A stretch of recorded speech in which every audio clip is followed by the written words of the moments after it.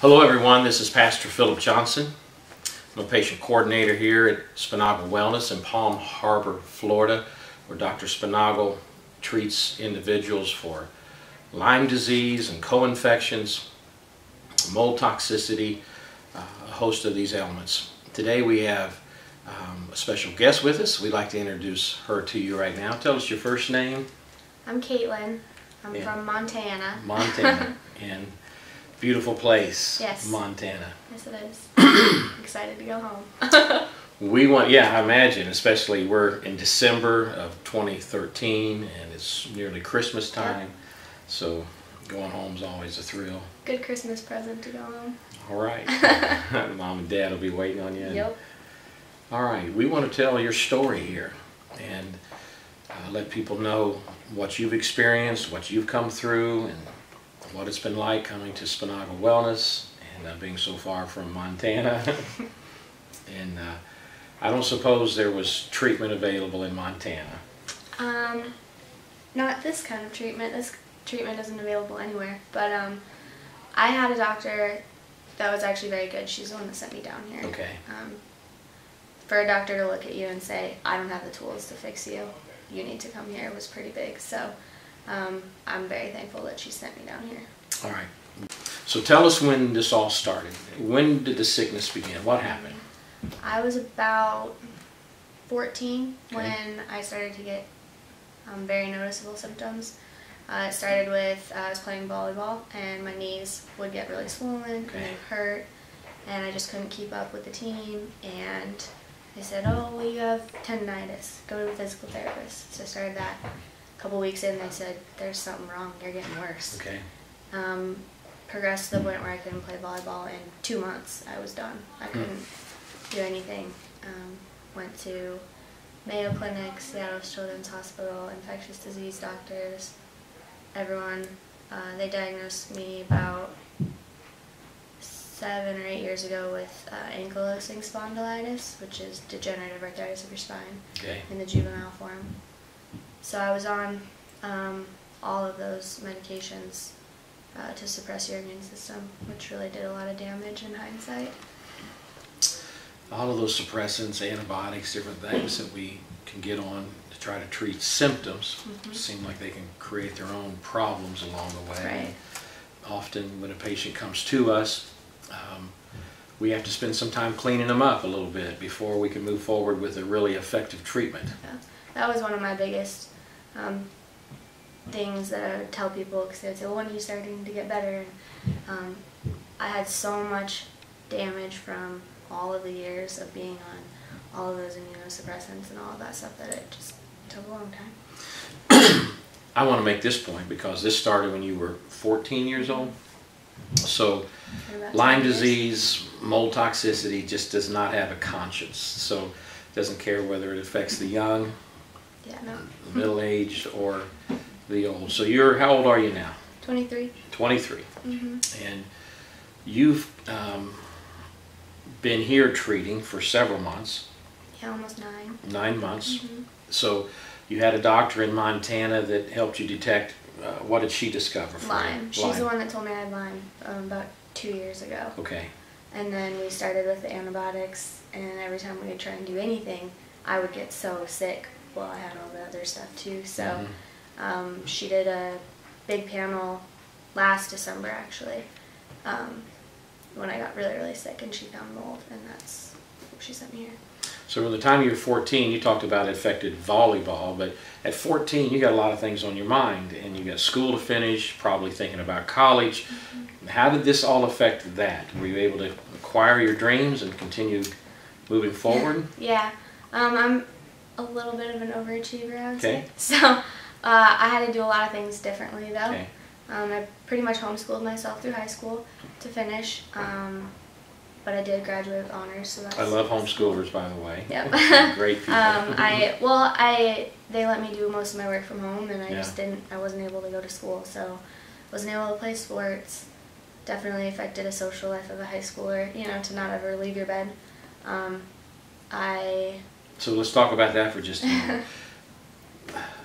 I wouldn't want to use the word bedridden. Did you use that? You were bedridden. Just for too periods painful, of time. too painful to get up? I mean, what? Yeah, there was a lot of like ups and downs over the years, but there were, 6 months, 8 months at a time where I was completely bedridden. My pain was excruciating. I was in 10 out of 10 excruciating pain from the time I woke up till the time I went to bed. I would even wake up with fingernail marks in my hands because I was in so much pain even when I was sleeping. A little bit of weakness involved with this. Yeah, but mostly pain. Okay. The most weakness that I had was right before I came here, and then during my first kill I had a lot of weakness. Okay. But overall, my pain is the reason that I couldn't get out of bed. I couldn't walk down the stairs. I couldn't. Were you ever using a cane, a walker, a wheelchair? No. Okay. I would use a wheelchair. I did a few times here when we would go do things just because I couldn't stand for very long. But I've been able to walk. It's just very painful. It was painful. And how about what we would call, Lyme and mold, these co-infections, they always become a brain issue. They cause a host of problems. Can you describe anything that you might have gone through? I struggled in school for the first time this last year. Okay. School has always been very easy for me. I've been the one that sits in the back of the class and ruins the curve for everybody and doesn't have to study. And having brain fog and the word searching and losing parts of myself was the hardest thing to go through, I think. I went through the pain and that kind of thing, but when I started having seizures and I was really shaky, I would lose my legs sometimes, and then I just couldn't think. That was the scariest part of this whole thing for me. Not being able to think or capture those words. We were talking before, I have a list here of some things that, it's a biotoxin mold checklist of some of the effects or symptoms of being exposed to mold. Because we want to talk about mold for just a little bit, because you didn't know that was an issue, right? No. Before you came here, right. That mold. And a lot of people I didn't don't understand it, yeah. Okay. So you went through here, I asked you to check some things off, and there's a large list, but you marked a lot of things here. Anxiety, fatigue, weakness, aches, headaches, light sensitivity.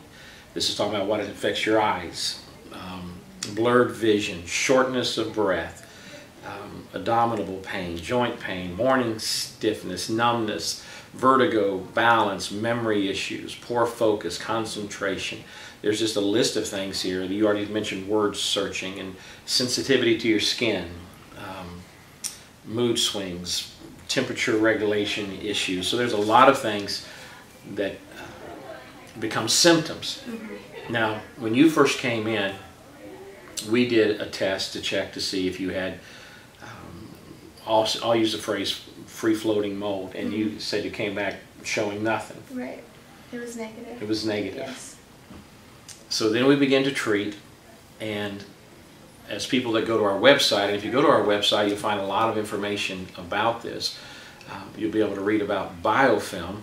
Lyme creates or spins this biofilm, and when it does, it kind of weaves this around itself, and it pulls in a lot of other toxins with it. Industrial toxins, mold toxicity, the other co-infections, Bartonella, and so on and so forth.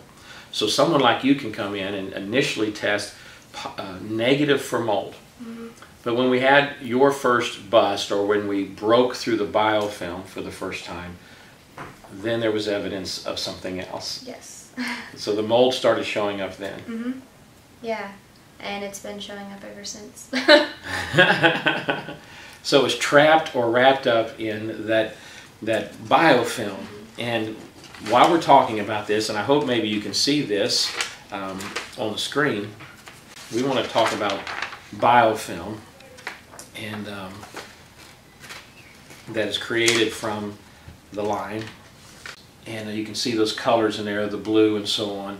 But this is a picture of your biofilm, and all those beautiful little blue things in there are parasites that you come here to treat.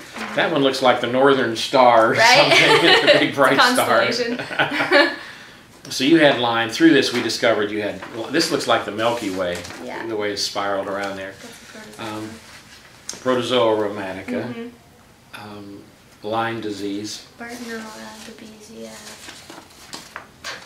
You know, we have a sheet here that talks about, you know, what we discovered when you came in, and some of the things you were dealing with at that time: mold toxicity, depression, anxiety, gut issues. I would say nearly every patient that comes here is going to be going through gut issues. If not from antibiotic treatments that they've received earlier, you know, the mold toxin can also create huge gut issues and inflame that lining. You had some other toxins in here dealing with. So there's a lot here that we had a lot of opportunity to get you better. So you've treated quite long here. So we have patients that come. There are a few patients that can successfully treat on maybe an 8-week protocol. That would be a smaller number. And then we have a larger group of people, a majority of people that are probably here 10, 12, 14, 16 weeks to clean them up, to get rid of all of this. And then you have spent longer here. Yeah, you were a very sick girl. I've been about 30 weeks of treatment. There was a 3-month break in between, so took some time off. I went home and cleaned up my gut a little bit more and let myself get strong enough so that I could kill again. So yeah, I'm about 30 weeks total right now. That's so very important. You talked about letting your gut get better, and so you come back and kill again, because a lot of people don't understand how detrimental all of these things are to the body, how they're affecting the whole body. Everything is a mechanism to something else in the body, and certainly your gut has to be healthy, your liver has to be healthy, and of course we look at all 6 regions of the brain. Brain chemistry has to be right, and you had one of them fast-running brains. You were brilliant. And then, of course, all of these bugs and mold toxicity started bringing that level down just a little bit, which you mentioned you struggled for a while there in your last year. And but now do you feel like you're back? You got that sharp brain again? Yeah, I graduated. All right. Yeah. As of last week. Yeah, that's something to celebrate. And you did that while you were sick, and that's quite incredible. Didn't want to quit. I made it this far. So. Yeah. You know, that's a good fighting spirit to have. Yeah. What do you want to say about the treatment? Was it what you expected? Were you surprised?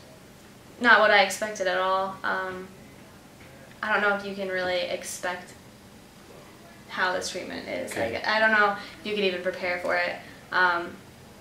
It's been an absolute blessing, though. I've been extremely lucky to be here and have the opportunity to be here. What I would tell people is to be patient, because it works. Okay. And I wouldn't be here today if I hadn't come here. So, I mean, that's we literally, that's important to talk about, because Dr. Sponaugle Wellness, the staff here, they have literally saved some people's lives. Yeah. And I'm one of them. Yeah. People don't understand just how bad. In fact, many of you that are watching this, you've been misunderstood. People around you look at you and don't understand why you're sick, why you're complaining. You look okay. Yeah. They don't understand how sick you are and the complications you're going through, or just the fact that this can literally be a deadly disease. And we're so glad that we turned all this around. Me too. For you. Very thankful. I'm excited about my life again, so I couldn't ask for anything better than that. So on a day-to-day basis, you know, we have a lot of great staff here that's trying to take care of everybody, reaching out to you, and of course you're leaving tomorrow, and there's been a lot of tears around here today. Yes, a lot of tears today. As people are saying goodbye and you're preparing for that exit. But we do our best with every patient that comes in. We're just really want to reach out and show that care, you know, walking them through every aspect of the treatment. Being here has been amazing because you can see that Dr. Sponaugle is a doctor who genuinely cares. He does. He wants to make people better. He wants to help you. He wants to heal you. And that is something that you don't come by very often in doctors. So that's an absolute blessing. And then the staff is the same way. The nurses, everybody here really cares. They want you to get better. Dr. Sponaugle will stay up all night sometimes. Yep. He has. He stayed up late with me. He was, you know, he'll stay until 9 o'clock at night with me sometimes. We had, you know, going through those things. Going through some rough times. And it's been absolutely amazing. So you're getting ready to go home, going back to Montana, and we certainly are going to miss you, but we're very excited for the opportunity that you're going to have, and what's awaiting you, and have your life ahead of you, and move forward to that. And I'm excited too. Any closing comments we want to finish with? I just want to say thank you to everybody here, genuinely, and just to anybody that's going through it, just be patient and be strong, because you will get through it, and this clinic really does care. Thank you. And thank you all for watching and sharing the story here with Katelyn. And she's been very passionate about this, and so glad that you told your story to everyone. Yeah.